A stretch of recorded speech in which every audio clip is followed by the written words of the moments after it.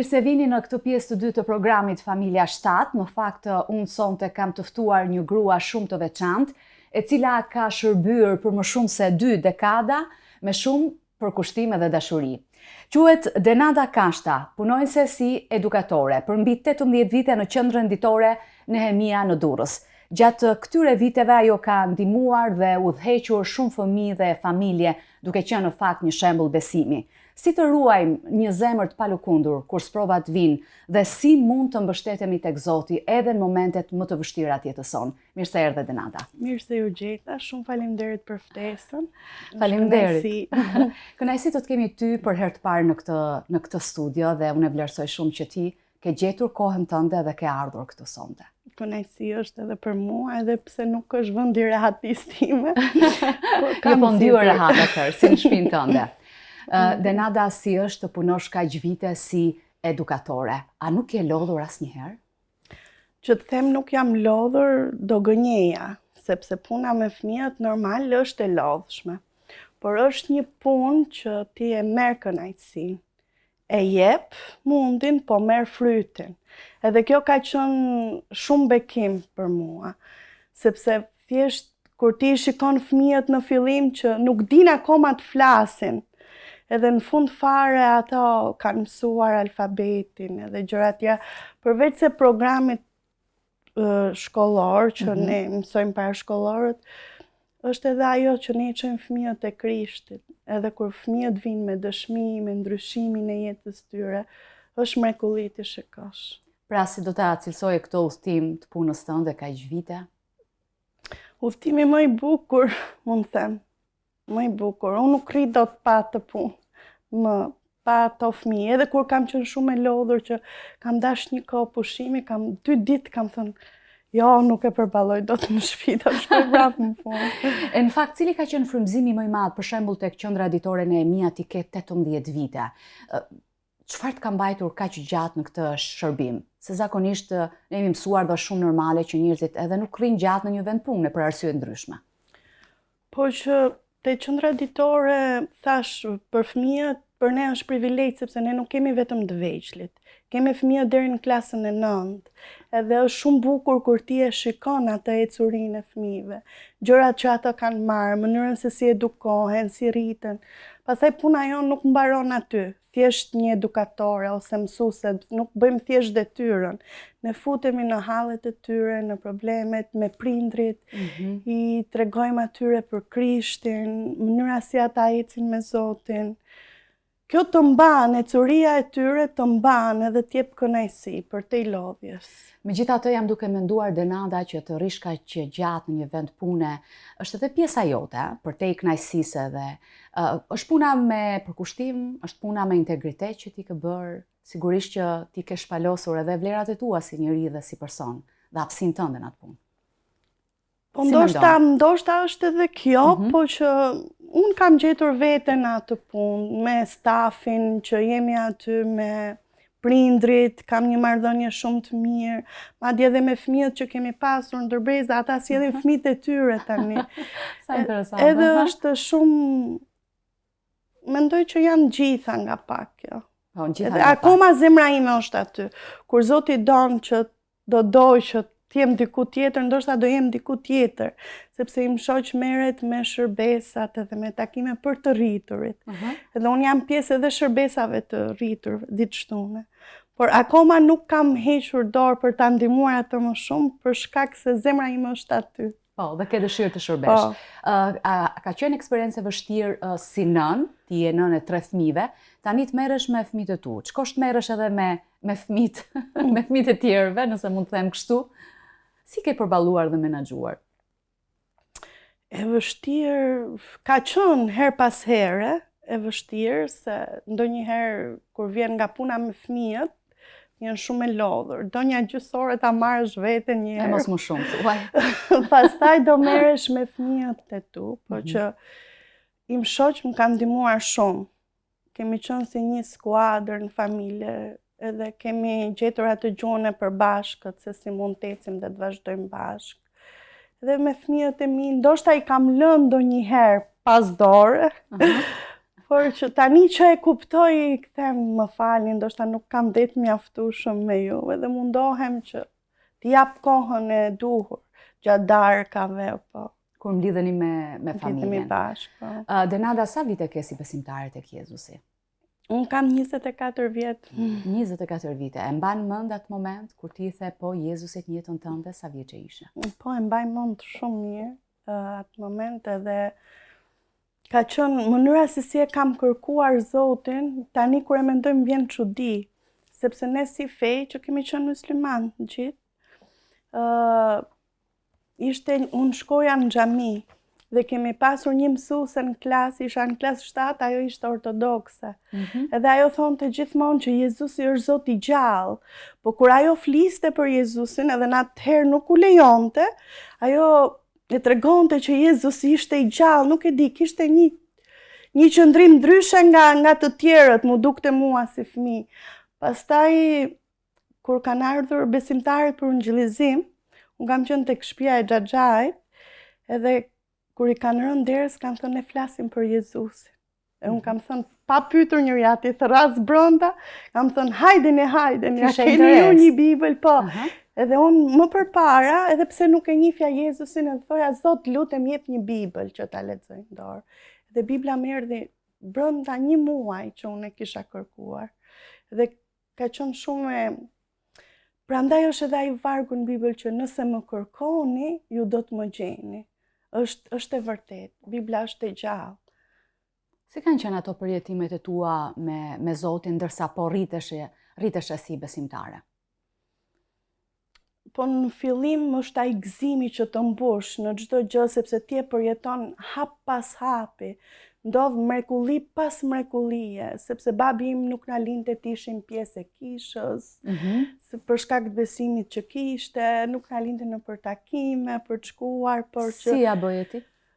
Unë thoja babi do të dëgjoj për çdo gjë, po për Zotin nuk të dëgjoj. Në takim do iki dhe në kohën babi im punonte si mësues, edhe në kohën që ne kishim takimin, ai nuk ishte në shtëpi. Unë hikja dhe kur vija, i thonë të si kalove. Po, gjithmonë kur hikja, unë lusja dhe e përjetoja këtë si një mrekulli të madhe. E shikoja si një mrekulli që Zoti po vepron, po tashmë babi im është shpëtuar, mami është shpëtuar, motra ishte shpëtuar. Pra gjithë familja jote ka ardhur në shpëtim? Vetëm vllai akoma nuk është shpëtuar, por që ne lutemi edhe për atë. Po gjithë familja, pjesa tjetër po. Lavdi Jezusit. Nuk ka qenë lehtë ardhja jote deri këtu në besim edhe përballë sfidave tjetës që të gjithë i kalojmë në forma apo në mënyra të ndryshme. Një nga sfidat e mëdha të jetës tënde, se më lejo ta përmend, ishte humbja, ndarja nga jeta e motrës tënde. Dhe është një moment i vështirë, ndoshta edhe për ta përmendur në këtë studio, por Zoti ju dha forcën për të vazhduar përpara. Si ke menaxhuar këtë situatë? Në fakt, vetë fjala humbje, po ta mendosh akoma edhe sot, është një gjë që dhemb edhe është një plagë e madhe që do kohë të shërohet. Edhe pse ti mund të qash gjithë natën, në mëngjes çohesh e fortë edhe bën gjithë gjërat që duhet të kryesh gjatë ditës. Por që nuk ka qenë vetëm humbja. Motra ime vuajti 4 vjet e smur me kancer. Por ajo 4 vjet nuk u dorëzua asnjëherë. Çdo ditë ajo u çonte me besim, me shpresë, me gëzim. Edhe kur unë mendoj për këtë, marr forcë çdo ditë, sepse ne kishim dhimbje, po dhimbje më të madhe kishte ajo, sepse ajo kishte një sëmundje me shumë dhimbje. Edhe nuk u dorëzua asnjëherë, qeshi deri në momentet e fundit dhe thriti Jezusin. Jezusi në fakt nuk na ka premtuar një jetë pa dhimbje, pa sëmundje. Ndoshta ne mund të smurim trupin ton, po shpirti jon është e Zotit. Edhe kjo gjë më ka dhënë forcë duke menduar që më mungon shumë motra ime. Madje nuk ka ditë që nuk qaj për të, pse malli është i madh edhe mungesa e saj, po që kur mendoj që është në krahët e Atit, kjo është një shpresë shumë e madhe për mua. është një gëzim shumë i madh për të Amen. vazhduar më përpara, që është në krahët e Atit. Kur e di këtë kam siguri, kam gëzim, kam shpresë për te dhimbjes. Është si shërim për mua. A ke një moment që ti kujton me motrën tënde, një moment bukur që sa herë kujton ti merr forcë dhe zemër për të ecur përpara ndonjë diçka të veçantë? Po kam shumë momente të bukura, sepse ne kalonim një kohë shumë të madhe bashkë. Gjithmonë kur vjen nga puna ajo më priste te dera, edhe gjatë darkave merrnim një kohë adhurimi, pothuajse çdo ditë, një kohë lutje, edhe shpirti i saj gëzonte shumë, edhe ajo u ndjente shumë me fat që na kishte ne afër. Dhe thonte Zot faleminderit që ma ke dhënë motrën kaq afër. Ishte mirënjohëse. Ishte shumë mirënjohëse dhe kishte gjithmonë shumë fjalë bekimi, inkurajimi. Dilnim bashk, qëndronim shumë kohë bashk. Momente shumë bukura që nuk përshkruen me fjalë tani, dhe për shkak të dhimbjes. Çfarë ke mësuar nga kjo humbje fizike, do thoja, sepse ne besojmë dhe dim që ajo është në krahët e Atit. Po. Në qiell. Çfarë ke mësuar nga kjo humbje që do doje ta ndaje si një inkurajim ata që kanë kaluar përmes një dhimbje të tillë ose po kalojnë? Po siç edhe thash, kjo më mban të fortë që ne mund të humbim trupin, motra ime humbi trupin, po nuk e humbi shpirtin e saj. Edhe unë kam mësuar që dua të jem më shumë ndihmë për kishën. Dua të ungjillizoj sa më shumë njerëz, të afërmit e mi, familjen time, njerëzit, komshit rreth e përqark, gjithmonë gjej një rrugë për të futur, edhe mendoj që Zot edhe në qoftë se ta do humbin trupin, mos të humbin shpirtin e tyre. Edhe këtë gjë kam mësuar që të shpërndaj ungjillin më shumë tek njerëzit. Ku je duke gjetur forcën këto kohë, ndërkohë që ti je bërë një nënë e dytë dhe për fëmijët e motrës tënde? Po forcë shumë e madhe është fjala e Zotit. Nuk është se jam e fortë gjithmonë, se unë jam një person që qaj shumë, por në Bibël thuhet edhe Jezusi qau, kjo më jep inkurajim. Pastaj Bibla thot që asnjë tundim nuk do t'ju tundoj për te i fuqive tuaja. Perëndia jon nuk është një perëndi që don t'i uli bitë e tij. Unë mendoj që nëpërmjet provave ai don t'na rrisi, don t'na ngrejt, t'na forcoj në të dhe t'na afroj më shumë afër tij. Edhe kjo ka qenë ngushëllimi im që asnjë tundim nuk do të vi për te i fuqive që Perëndia na ka dhënë ne si njerëz. Edhe unë mendoj që Zoti është duke na forcuar nëpërmjet provave që ne kalojmë.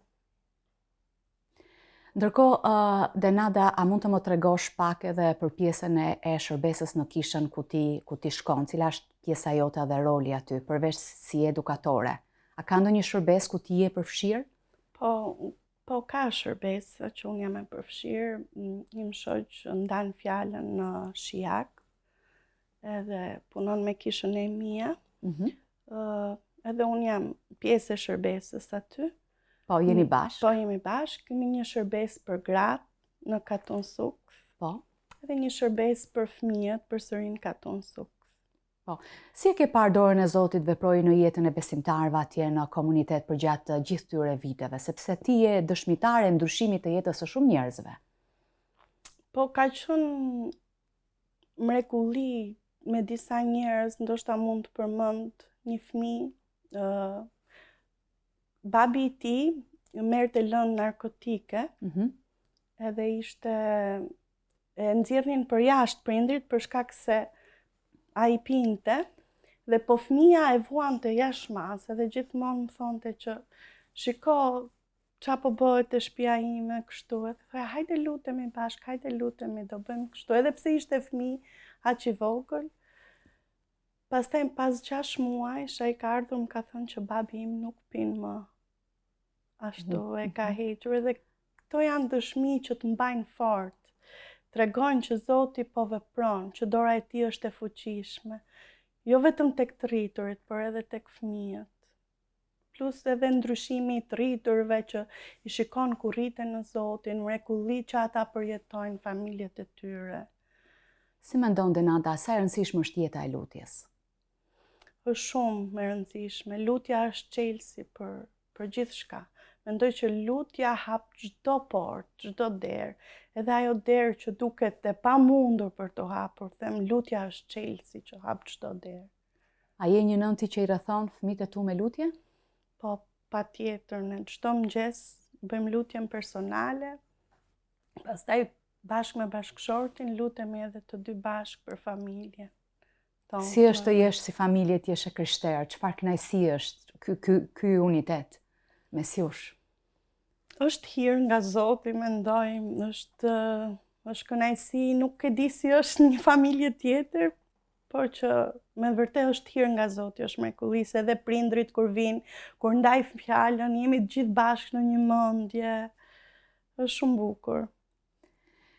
A ka ndonjë këshill që ti mund ta jepje për ata që janë duke kaluar në situata të vështira të jetës tyre? Çfarë do lloj situate qofshin? Po. Si do t'i këshilloje ti si besimtare në Zotin? I një apo nuk i një ata persona? Po siç edhe thash që sfidat janë pjesë e jetës tonë. Në Bibël nuk u premtua asnjëherë që ne do të kemi një jetë perfekte, që do të kemi një jetë pa smundje, një jetë pa halle të ndryshme, pa probleme. Jezusi nuk e tha asnjëherë këtë gjë. Unë thash që sfidat në jetën tonë, mos mendoni që janë për të na ulur poshtë, aty nuk do që t'i uli bit, asnjë atë nuk don që ta shikoj birin e tij poshtë. Perëndia ynë don të na forcojë, të na ngrejë. Edhe merrni sfidën, Zot, çfarë do më mësosh ti për kësaj gjëje? Unë gjithmonë që kaloj një sfidë, them Zot, çfarë do të më mësosh për kësaj? Çfarë do të më mësosh në këtë situatë? Edhe unë mendoj që Zoti don të na forcojë, pavarësisht sfidave që kalojmë, janë të ndryshme dhe përjetimet janë të ndryshme. Po unë mendoj që sfidat janë për të na forcuar në Zotin dhe për të na afruar më shumë afër Tij. Tek mbas tundimit të Jezusit, nëse mban mend, atë kur u tundua Jezusi, ai tha që pas se ai u tundua, ai ta mori forcë. Jezusi mori forcë pas tundimit.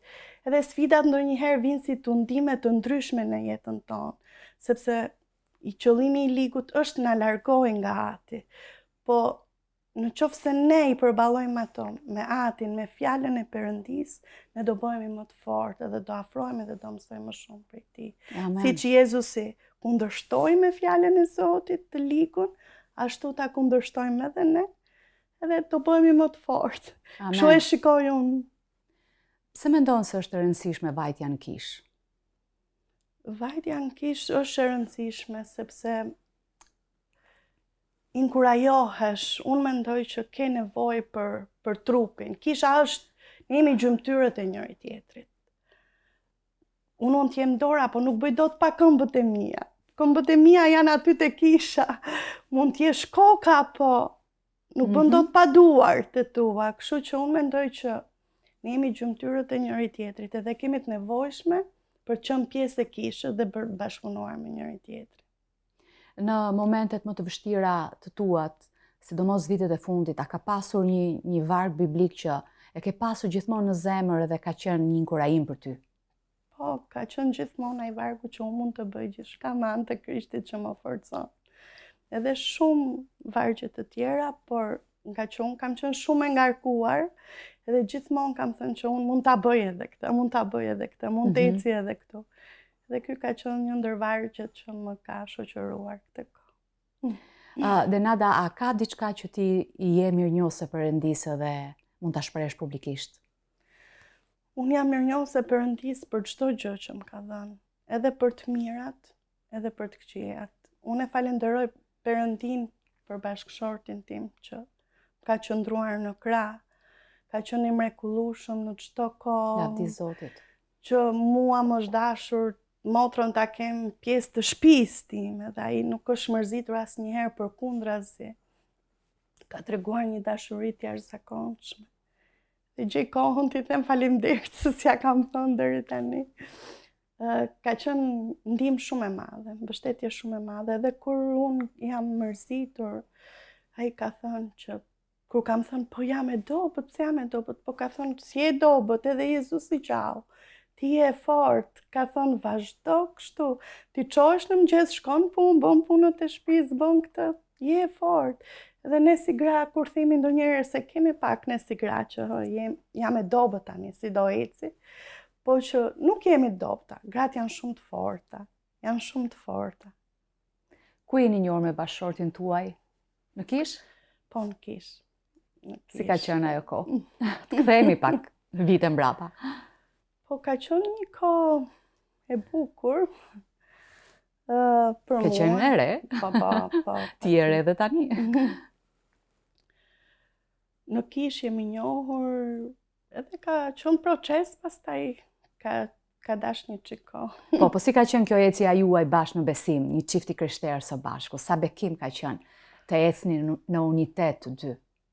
Jeni rritur bashkë në besim? Po ka qenë rritje, për mua ka qenë rritje, sepse unë prandaj jam dashuruar me tim shoq, sepse e shikoja që ishte një njeri që e donte shumë Zotin, edhe çdo gjë që u dukte Perëndia në të.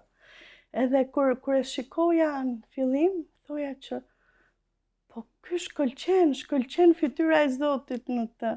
Thoja unë, çfarë njeriu mund të jetë? Nuk e kisha qef për veten time, po që mund ta shikoja Zotin tek ai.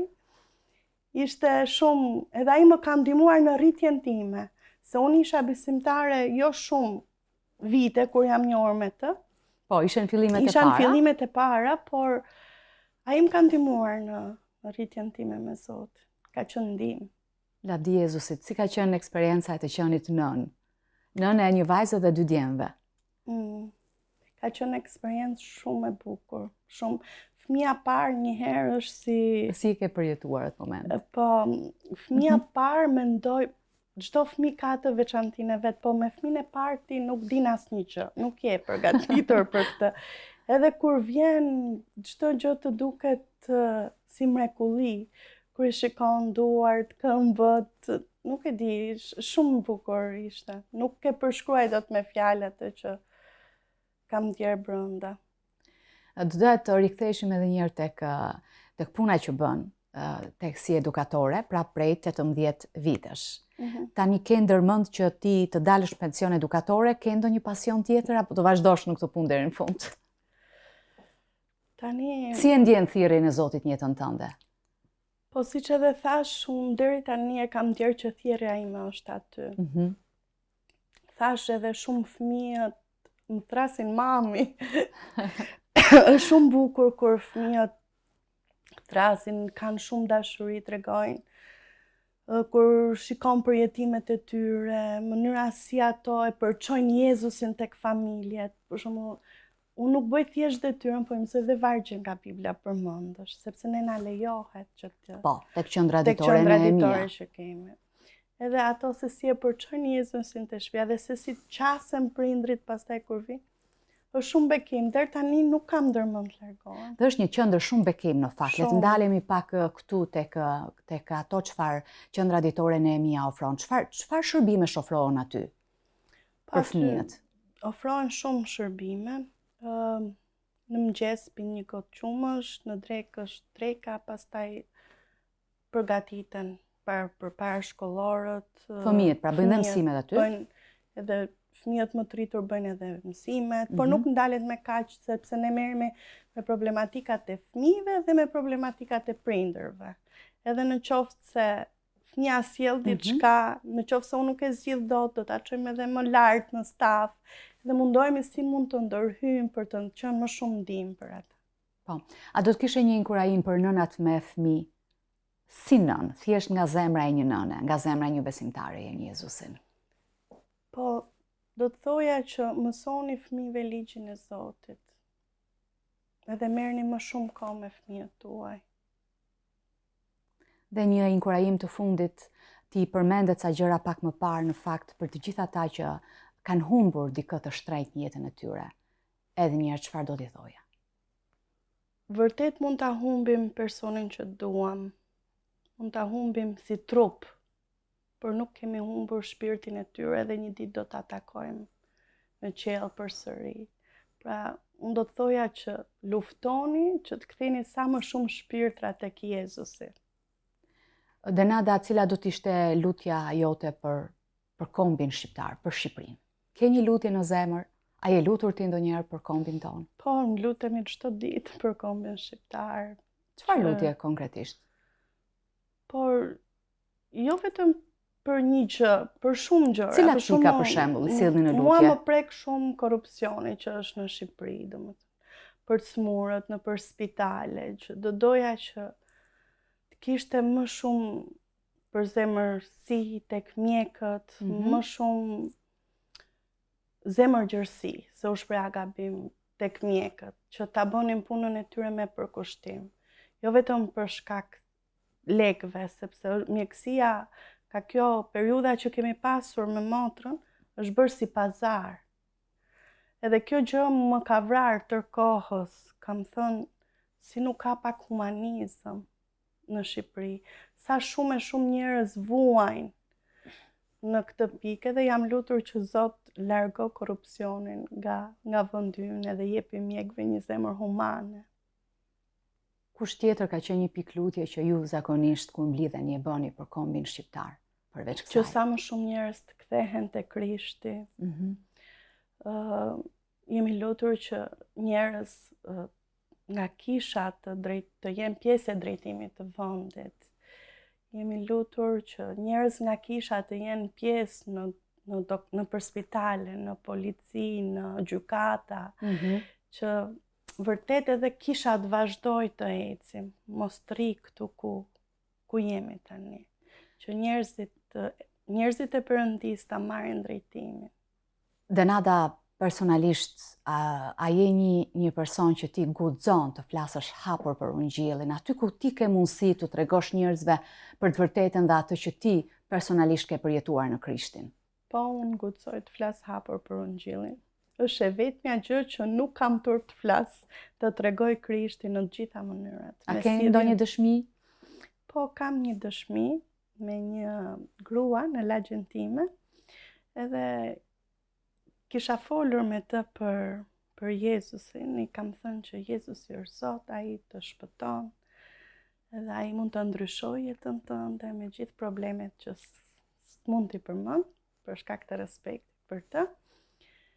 Edhe ajo në fillim ishte shumë kështu, ja mos më fol për këtë edhe kështu.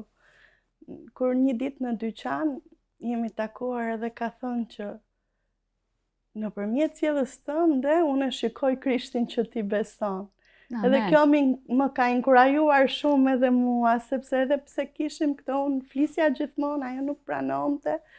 Ajo pastaj e ka kuptuar që po Krishti është ai që të jep dritë ose të ndryshon si njeri, të bën ndryshe nga të tjerët.